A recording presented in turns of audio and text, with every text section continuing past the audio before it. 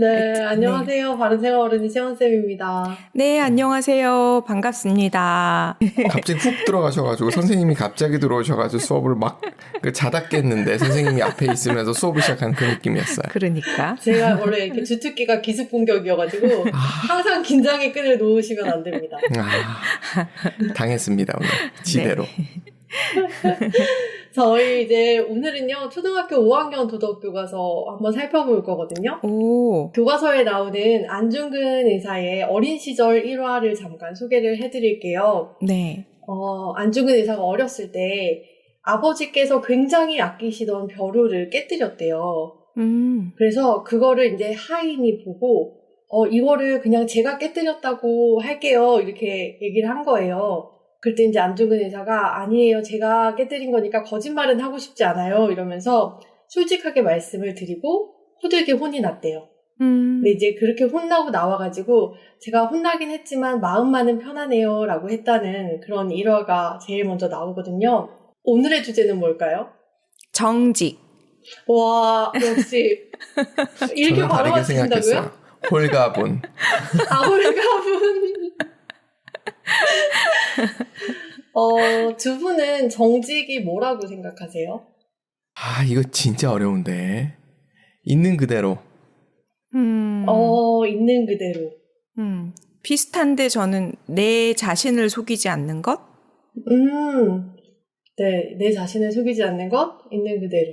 요게 다 정직의 의미에 포함되는 것들인데요. 네. 일단 정직이 한자어니까 한자를 한번 풀어볼게요. 정은? 바를정? 정확할? 네, 바를정. 바를정. 정확할 네. 정이 없고. 아는 유일한 정. 정확할 바를정? 정은 없는 거지. 정확한 한자는 잘 몰라서. 네. 직은 뭘까요? 직선할 때 직자를 쓰나? 네, 맞을 것 같아요. 직선할 때 직자. 고들직인가 보다. 네, 맞습니다. 고들직이에요. 그래서 바르다와 곧다를 사전에서 찾아보면요. 바르다는 말이나 행동 따위가 사회적인 규범이나 사리에 어긋나지 아니하고 들어맞음. 그 다음에 곧다는 마음이나 뜻이 흔들림 없이 바름. 이런 뜻이거든요. 그래서 바르고 곧은 사람이라고 하면은 보통 믿을 만한 사람이라고 말할 수도 있을 것 같아요. 그래서 이 정직이라는 덕목이 사람들 사이에서 서로 신뢰하면서 살아가는데 꼭 필요한 마음가짐이라고 할 수 있습니다. 아까 그 더덕님께서 말씀하셨잖아요. 정직은 나 자신에게 뭐라고 하셨죠? 내 자신에게 속이지 않는 것? 네네. 그렇게 말씀하셨던 것 같아요. 이 교과서에서도 정직을 두 가지로 나누거든요. 나에 대한 정직, 그리고 다른 사람에 대한 정직. 이렇게 나에 대한 정직은 어떤 게 있을까요? 이게 자기 합리화? 이게 반대에 있는 거죠. 그쵸. 반대에 있는 거. 근데 이런 건 있는 것 같아요. 그 외에 타인한테 너무 솔직하게 얘기하면 상처받을까봐 그거를 직선으로 얘기는 못하지만 내가 그것을 내 마음은 알아. 그래서 그거를 막 이렇게 꾸며서 거짓되게 하진 않지만 마음으로 그걸 약간 숨기거나 참을 순 있잖아요. 그렇다고 네. 그게 정직하지 않은 건 아니니까 내 마음에 맞아요. 올바른 것이면 정직하다가 아닐까라는 생각을 좀 하긴 하거든요. 저도 지금 이 정직 부분을 보면서 네. 약간 선의의 거짓말은 그러면 정직한 건가 정직하지 않은 건가 이게 굉장히 마음에 걸리더라고요. 일단은 그래서 답을 내리지 못했는데 기피디님이 선의의 거짓말에 대한 답을 내려주실 걸로 믿고 선의의 거짓말을 못하는 사람이야 기피디님. 정말요? 아니에요. 선의의 거짓말을 하진 않고 선의의 침묵을 하죠. 그러니까. 네. 그게 저도 최선인 것 같아요. 선의의 거짓말도 잘 못하겠더라고요. 약간 맞아. 특히 여자들을 만나면 어머 너 진짜 더 예뻐졌다 이렇게 하잖아요. 저는 그게 안 돼요. 그게 너무 안 돼요. 맞아. 근데 볼 때마다 어머 왜 이렇게 살이 빠졌어 뭐 이러는 사람들 있잖아요. 하나도 달라진 게 없는데. 저는 그게 진짜 안 되더라고요. 근데 여기서 저는 궁금한 게 그 선의라는 그 표현 자체에 굉장히 주관적인 해석이 들어가 있어서 그걸 또 어떻게 접근을 해야 되는지에 대해서도 초등학생들한테 그걸 얘기를 해주는지 사실은 그러니까 선의의 거짓말, 그러니까 이런 거 있잖아요. 사랑의 매 이런 것도 있잖아요. 네. 이런 게 되게 애매한 부분이 있거든요. 그치, 역설적인 것들이. 그러니까 자기 자신을 속일 수도 있는 부분이 있어서 사실 지금 쌤이 얘기하셨던 자기 자신에게 정직하다라는 표현에 이 선의라는 것에 대한 주관적 판단 또 안에 들어가는 것 같아요. 역시 기피디님이 뭔가 정리해 주실 줄 알았어요. 여기 정리를 한 거예요? 아닌 것 같은데 우리가 흐트러놓은 것 같은데 막 흐트러놓고서 버려봐 뭐야 이런 생각 들 것 같은데 제가 수업하면 안 돼요. 애들이 싫어해요. 조금 답을 더 안 주거든요. 더 복잡하게 하시긴 하죠. 맞아요. 학생들이 그래서 제일 재밌어지는 것 같아요. 맞아요. 그거는 진짜인가요? 네. 정직하자고 말씀하셨지? 네. 믿겠습니다. 선의의 거짓말도 못해요 저는. 맞아. 싫은 사람한테는 싫다고도 말 못하지만 안 좋은데 좋다고도 말을 못해요. 그래서 미십니다. 저는 선의의 침묵 정도가 저한테 진짜 최선인 것 같아요. 그래서 일단 그러면은 이게 조금 어려운 것 같으니까 교과서에 나오는 동영상 소개를 한번 해드려 볼게요. 네.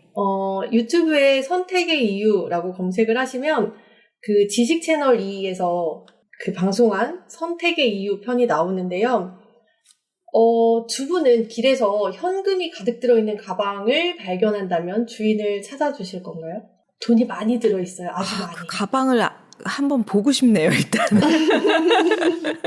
일단 주위에 아무도 없고 CCTV 없어요. 좋네요. 근데 이게 항상 그런 것 같아요. 사실 가져올 것 같기도 해. 그런데 그 돈을 쓸 때 찜찜할 것 같아. 맞아요.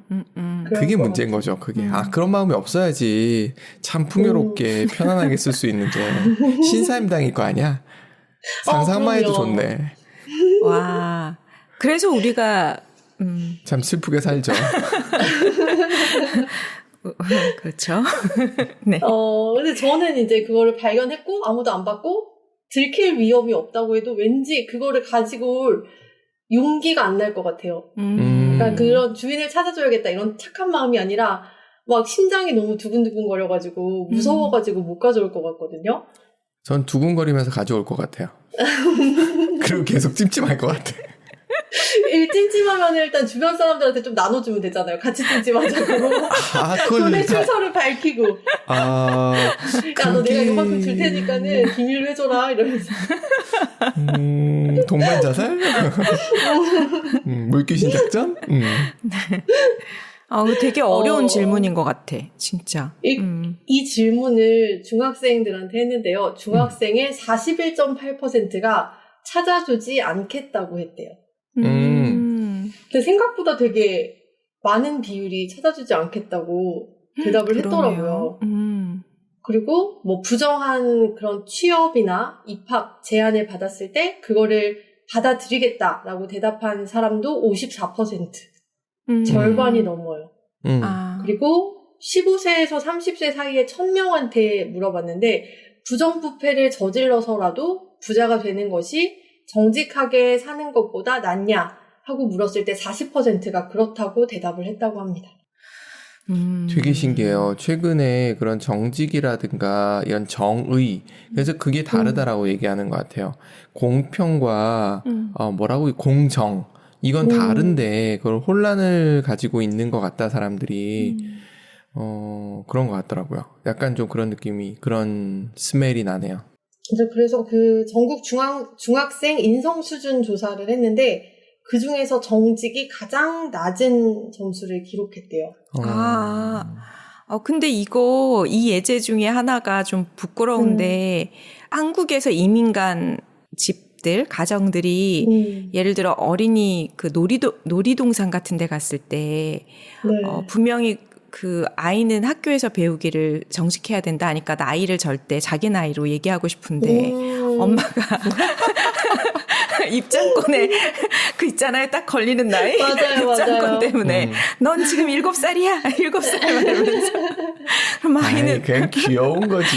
엄마는 도대체 뭐냐면서 막 이렇게. 굉장히 많죠. 뷔페 이런 데 가면은 뭐 36개월 이상부터 어린이 요금 받고 막 이러면은 37개월, 8개월 애매하잖아요. 맞아. 그럴 때 막 아니라고. 이 정도는 괜찮은 건가요? 귀엽죠. 그 정도는. 네. 그러니까 그 선이란 게 참 정직이 어느 선일까가 참. 예전에 한번 이런 얘기, 비슷한 얘기를 했던 것 같은데, 제도를 만들 때의 생각이라는 것도 존재하는 거잖아요. 36개월이라는 기준을 왜 세웠을까? 근데 또 애들마다 다르고, 그럼 애들마다 먹는 거 무게재 가지고, 너는 돈을 내야 돼, 너는 안 내도 돼, 이럴 수도 없는 거고. 우리 가족은 뷔페 가면 셋이서 그렇죠. 1인분 받아야 돼. 그런 경우도 있고, 그러니까 굉장히 다양한 게 존재하기 때문에 모르겠어요. 제도라는 부분에 대해서는 생각해 볼 부분이 되게 많다고 저는 생각을 해요. 근데 이렇게 유연성을 주다 보면 어디까지는 네가 지킬 거고 어디는 안 지켜도 돼? 이 선이 되게 불분명하지 맞아요. 않을까요? 계속 문제가 되는 게 그거고, 그럼 제도에 대해서 얼만큼 내가 거기에 관여를 했나. 얼마 전에 한 분이 보여주신 게 스웨덴에서 아랍계였던 거예요. 그 교장 선생님하고 악수를 해야 되는데 교장 선생님이 여자인 거예요. 그래서 악수를 못 하겠다 그런 거예요. 근데 그게 이제 제도적으로 스웨덴에 유학을 할 때는 그런 거에 대해서 따르겠다고 약속을 하고 들어간 거래요. 이건 지켜야죠. 근데 약간 애매한 건 내가 뷔페랑 약속했나? 난 그런 기억이 없는데. 자, 핑계를 한번 대봤습니다. 진짜 그건 좀 핑계 같네요. 자기 합리화입니다. 네. 이런 걸 자기 합리화를 한다. 네. 그래서 이 동영상에서 이렇게 뭔가 좀 우리 사회에서 정직이 좀 부족하다라는 걸 보여주는 조사 결과를 쭉 보여준 다음에 그럼에도 불구하고 정직하게 행동한 두 사람의 이야기가 나와요. 한 사람은 이제 아까 우리가 얘기했던 것처럼 길에서 돈을 주운 거예요. 지하주차장에서. 돈가방을 발견했는데 주인이 나타날 때까지 거기서 가방을 지키고 서 있었대요. 누가 가져갈까봐. 요런 친구 이야기가 한 명 나오고, 그 다음에 또 하나는 한 여성이 택시를 탔는데 누군가가 1억 원이 든 현금 가방을 놓고 내린 거예요. 그래서 이제 그거를 주인에게 찾아줬다. 그래서 이런 두 가지 이야기가 나오면서 이들은 그 순간의 그 욕심으로 얻을 수 있는 그 이익과 손쉬운 거짓을 포기하는 대신에 양심을 지킨 거다. 이렇게 하면서 이야기가 마무리가 되거든요. 네. 그리고 나서 이제 학생들에게 질문을 합니다. 우리는 왜 정직하게 살아야 할까? 왜 그렇다고 생각하세요? 우리는 왜? 서로를 신뢰하지 않는 사회라면 내가 살기도 불편한 사회가 되기 때문에 그게 내가 타인한테 지켜주기도 하지만 내가 타인으로 인해서 보호받을 수도 있잖아요. 정직이란 테두리가 있으면. 그래서 서로 지켜주는 것이 그 뭔가 좀 더 살기 좋은 사회를 만들기 위한 외부로 보면 그런 역할인 것 같고요. 내부적으로 보면은 그 가책, 양심의 가책이란 게 우린 늘 따라다니잖아요. 그래서 언제 어디선가 그것이 이렇게 나를 보호하기 위해서 양심의 가책을 커버하기 위해서 이상한 행동을 하거나 이상한 표현을 하거나 뭐 타인에게 오히려 덮어씌우거나 이럴 수 있는 소지가 있기 때문에 자신을 위해서도 정직한 것이 좋지 않을까. 마음의 평화를 위해서. 아름다운 결말이었습니다. 네. 네. 너무 정리를 또 잘해주셔가지고 이대로 딱 끝내도 문제가 없을 만큼 완벽하게 정리를 해주셔서 저 지금 이제 어떡하지?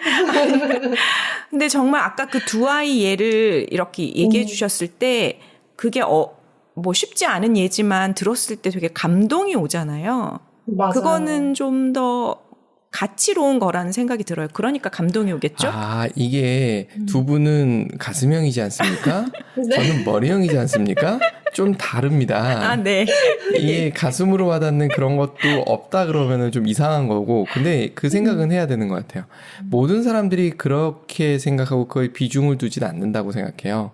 그리고 어쩔 수 없이 사회적으로 약간 소시오패스 같은 사람들도 있을 수 있기 때문에 그것만으로는 좀 약하다고 생각을 하고, 내가 안전하기 위해서, 그러기 위해서라도 정직은 지켜야 된다. 이거는 굉장히 실리적인 부분도 생각을 해봐야 된다고 생각해요. 양심의 마음 호소했을 때는 약간 아쉬운 부분이 남을 수 있다는 생각을 참 많이 합니다. 기피디님 제가 2개로 나눠서 얘기했는데 기억하시죠? 앞에 거는 네. 그래서 굉장히 공감을 했고 뒤에 거는 케바케다 이런 생각을 좀 해봤죠. 네. 저는 굉장히 현실적인 인간이라 죄송해요. 이 동심 파괴적 발언을 자꾸만 해서 들으시는 분들도 죄송합니다. 아니, 상당히 재밌어요. 인간이 어쩔 수 없어서. 너무 좋아요. 네.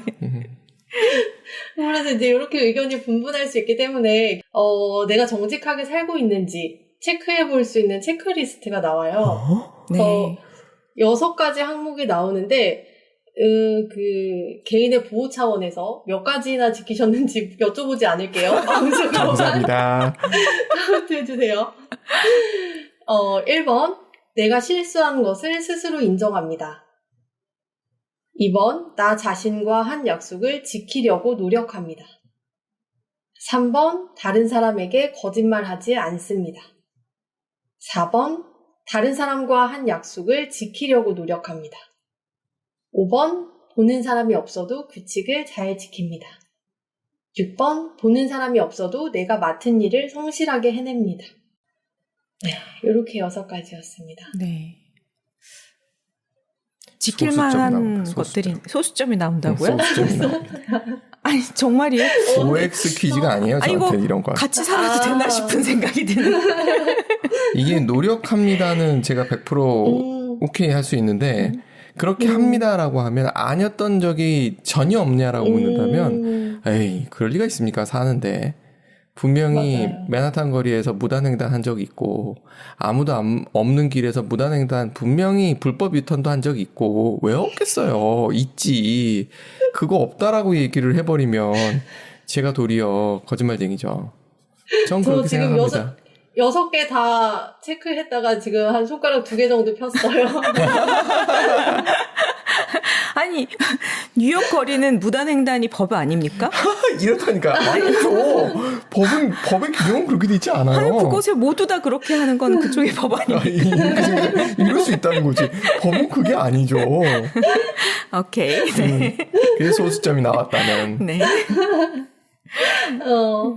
네, 이 6가지 항목 중에서 뭔가 나에게 해당되는 게 많다면 지금 정직하게 살고 있는 거고요. 만약에 좀 적게 나왔더라도 이 항목들을 잘 가슴에 새기고 지키려고 노력한다면 조금 더 정직한 삶을 살 수 있지 않을까 생각합니다. 네. 네. 아름다운 마무리. 다음 시간에 이어서 이야기하도록 하겠습니다. 수고하셨습니다. 네, 감사합니다.